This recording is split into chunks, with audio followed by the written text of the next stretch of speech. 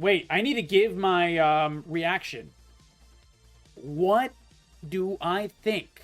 Having played 5 hours of the First Descendant,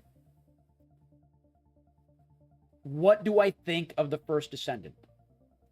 Let's see. I think the gameplay is a solid 8. And I expected it to be like a 2. Not like a 2. I think I expected it to be like a 4. Like, very uninspiring. The trailer didn't pique my interest. The gameplay trailer didn't even look that great. It didn't look that great. The gameplay in the game is far smoother than I thought it would be. It's actually quite good. I think that the item customization and stuff is okay. I wish there was like a talent tree system, and there isn't by any means whatsoever. There is like a whole bunch of items you can equip, equipment slots, items that are like slight percentage upgrades for your gun and stuff. And those kinds of upgrades, while useful, are kind of boring.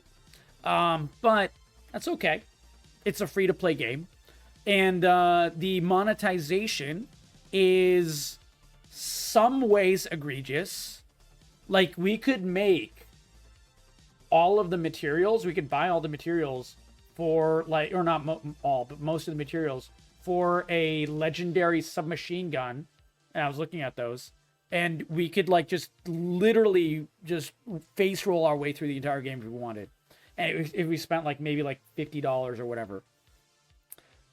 Or you could, like, grind out like crazy for a legendary gun. And having the research timer be something that you can skip is really, in my opinion, not that smart of an idea. The fact that we didn't have to do it for bunnies, I think because that was like in the game as like a locked material thing, and that was like you're supposed to do it as you progress through. So I'm glad they do that. That's nice, but that's definitely not the major chunk of the game. So having $100 ultimate skins that are pay for power, that is rough. But beyond those things, the cost for like cosmetics and stuff is actually not that bad. The cost for like a normal character for the first tier CACers is only $6.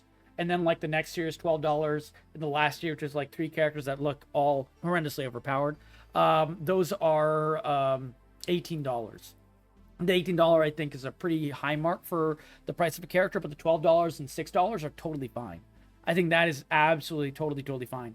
And the cost for cosmetics, the best cosmetics, the ones that were like not pay to win, but the ones that were like looks wise, it was like the maid suits for like the girls and stuff like that. Those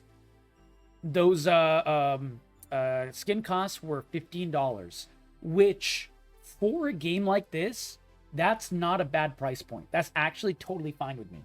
So there's a lot of goods and a decent amount of L's, but far fewer L's than I thought there were going to be. The fact that it's pay to win, but you can spend a lot of time earning everything in the game is not too egregious, though it is still very verifiably, completely and utterly pay to win. And there's like a lot of, boosts that you can get. There's a lot of that stuff. So I would say like the monetization is probably a 5. I think it's a 5. And that's like my lowest score on everything. The graphics are very good. The optimization I heard was apparently pretty bad, but I'm on a 4070. I have had 0 slowdowns, and mine's a laptop, so it's not even like a top of the line card or anything like that. It's slower than desktops would be. And I've had like zero hiccups almost. I've had like 1 or 2 scenes here and there where I just like my computer froze for whatever reason. That could be like a bug or whatever. I'm not sure what caused that. But besides that, I've had like, I've been playing on high graphics and I've had like no frame drops, no in-game fights where it just becomes harder to see or anything like that. Things I would expect in games like this. It's not in this game. And that is all mixed with very smooth and solid gameplay mechanics. Especially the grapple hook. The grapple hook is like a huge W in the game. The aiming is very smooth. The skills are very easy to use. Extremely easy to figure out, except for the fact there's no glossary for certain terms to, see. You can figure out what things are like instead of Instead of like the vacuum, it's called a pull or whatever. Like those are fairly easy to figure out. But like DBNO was something I had no idea until I looked it up, and that's like down but not out apparently. A term I never heard before. And there's no glossary in the game for any of these things. By the way, that's definitely like, you know, kind of like there's like lack of polish on that part, but that's not too bad.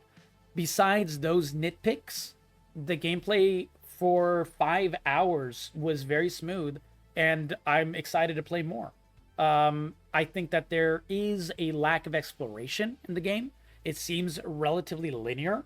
So you can go through a various area and explore out for the various missions, which are all marked on your map, and you don't really find anything cool. That is something I wish was in the game, and I definitely dock off points in like the world building and stuff for that reason. Absolutely. I think every game of this type needs that kind of like searching for things, that kind of like figuring things out, that kind of like looking for treasure or extra lore, or even completely arbitrary, just like, you know, really low tier crafting materials or whatever. There were so many hidden areas I could like jump to and grapple hook to and everything like that, and there was just no need to. There was just nothing there in any single section of the game. And it's kind of sad. It's kind of lackluster, but the gameplay itself, moment to moment, very good and very, very streamlined. It's very easy to hop into a group. It's very easy to farm on the overworld of like a various map or whatever, and run into people that are doing a mission, and you can just hop in and just help them out with a mission. It just like shows them in the game and everything like that. Their layering system is very smooth with that. So those are all big W's. So the biggest things in the game, the gameplay, the shooting, the skills, all that, those are all W's. Those are all solid mechanics in the game, and I'm having fun with it. And this is coming from someone who's never played Warframe, because I get a lot of comparisons with Warframe apparently. And I didn't like Destiny. So a lot of people compare it to Destiny. I actually did not like Destiny. So I consider this gameplay, in my opinion, more engaging and more fun than Destiny. And also, lots of fan service. So if you're into that, there's lots of boob windows. There's lots of scantily clad, you know, very awkwardly armored women that you can play as with really cool skills. Now, I'm there for the really cool skills, but you can be there for whatever you want.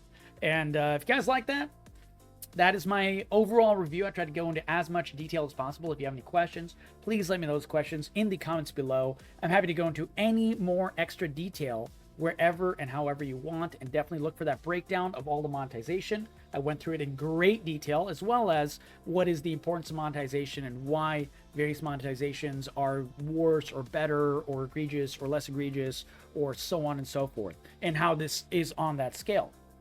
And also I went into a lot of gameplay, so check that video out as well. Hope you have a great night, and if you guys enjoy the vibes, feel free to give this video a like, a sub, share it with your friends, and hop on into Cap Corgi on Twitch, where we do all of this live.